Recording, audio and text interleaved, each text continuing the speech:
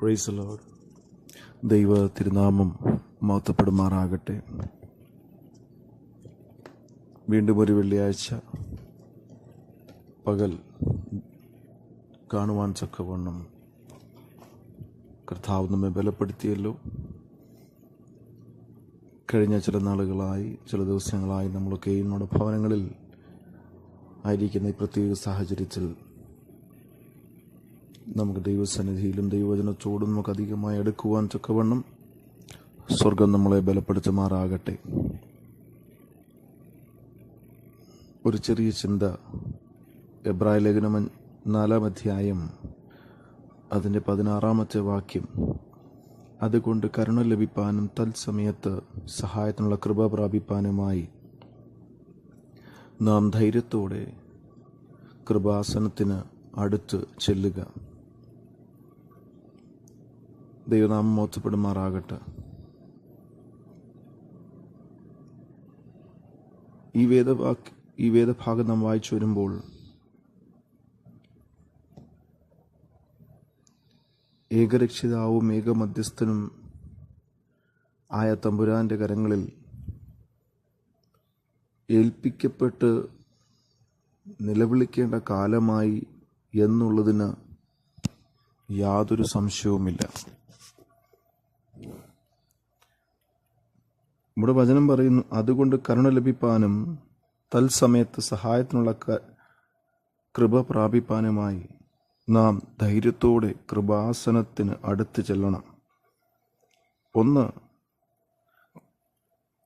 കരുണ ലഭിക്കണമെങ്കിൽ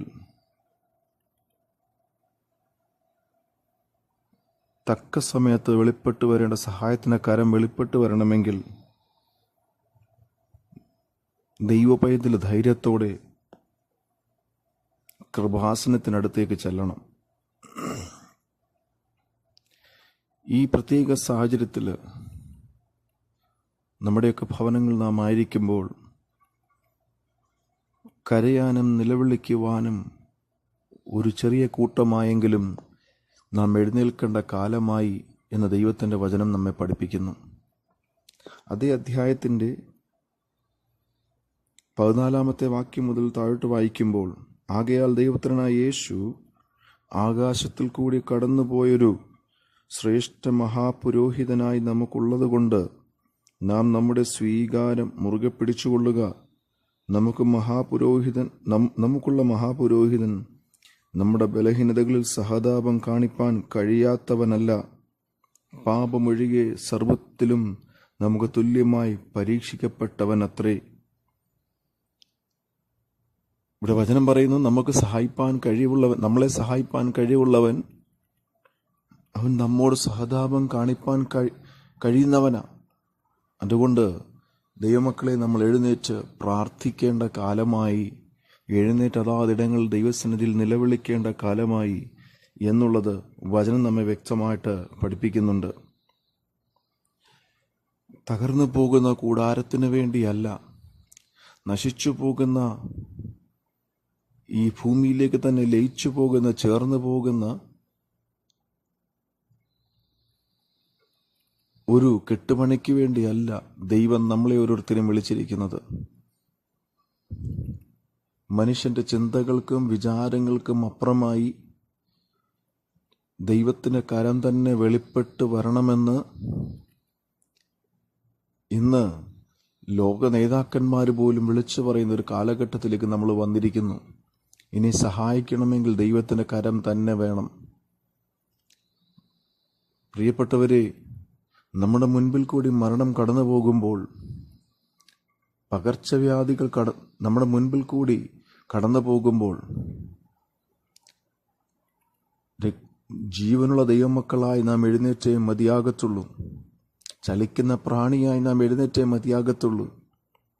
ഇവിടെ എബ്രായ ലേഖനക്കാരൻ പറഞ്ഞിരിക്കുന്നത് പോലെ, കരുണ ലഭിക്കേണ്ടതിനും തക്ക സമയത്ത് പ്രവൃത്തി വെളിപ്പെടേണ്ടതിനുമായി കൃപയുള്ള ദൈവത്തിന്റെ സന്നിധിയിൽ കൃപാസനത്തോട് ദൈവവൈതൽ അടുത്തിയല്ലണം. തക്ക സമയത്ത് കൃപ പ്രാപിക്കേണ്ടതിന് എന്ത് ചെയ്യണം? നാം ധൈര്യത്തോടെ ദൈവസന്നിധിയോട് അടുത്തിയല്ലണം. ദൈവത്തിന്റെ സന്നിധിയിൽ ധൈര്യത്തോടെ അടുത്തിയല്ലണമെങ്കിൽ ദൈവപൈതൽ ഉപവാസത്തോടും പ്രാർത്ഥനയോടും ദിവസങ്ങളിലായിരിക്കാൻ ഇടയാകട്ടെ. വചനം അത് തന്നെയല്ലേ നമ്മെ പഠിപ്പിക്കുന്നത്. ഉപവസിച്ച് ദൈവത്തിന് നമുക്ക് നിലവിളിക്കാം, നമുക്ക് കരയാം. ദേശത്തിന് ശുദ്ധീകരണത്തിന് വേണ്ടി ഇസ്രായേൽ ജനത്തോട് മോശ പറഞ്ഞതുപോലെ സംഹാരകൻ കടന്നു വരും. നിങ്ങളുടെ വീടിനെ സംഹാരകൻ തൊടാതിരിക്കണമെങ്കിൽ കട്ടളപ്പടിമേലും കുറുമ്പടിമേലും കുഞ്ഞാടിൻ്റെ രക്തം കൊണ്ട് അടയാളമിടണം. നമുക്ക് ദൈവത്തോട് പ്രാർത്ഥിക്കാം. നമുക്ക് നമ്മുടെ കുഞ്ഞുങ്ങളെ ചേർത്ത് പിടിച്ച് നമുക്ക് ദൈവത്തോട് നിലവിളിക്കാം. കുഞ്ഞാട് രക്തത്താൽ നമുക്ക് മുദ്രയിടാം. ദേശത്തിനു വേണ്ടി, നശിച്ചു പോകുന്ന മനുഷ്യന് വേണ്ടി നമുക്ക് ദൈവത്തിൽ നിലവിളിക്കുവാൻ ഈ നാളുകൾ ഇടയായിത്തീരട്ടെ. കരുണ ലഭിക്കേണ്ടവൻ കരുണ ലഭിക്കാതെ പോയാൽ, കരുണ ചെയ്ത് കൃപ ചെയ്യേണ്ടവൻ നമ്മുടെ മനസ്സലിഞ്ഞില്ലെങ്കിൽ നമുക്ക് നിൽക്കുവാൻ കഴിയുകയില്ല എന്ന് നാം വ്യക്തമായി മനസ്സിലാക്കി നമുക്ക് തക്ക സമയത്ത് പ്രവർത്തിക്കുന്ന കൃപയുടെ ഉറവിടമായ ദൈവത്തിൻ്റെ സന്നിധിയിലേക്ക് അടുത്തു ചെല്ലാം. ദൈവമായ കർത്താവ് ഈ പകൽ നമ്മെ അനുഗ്രഹിക്കുമാറാകട്ടെ. Praise the Lord.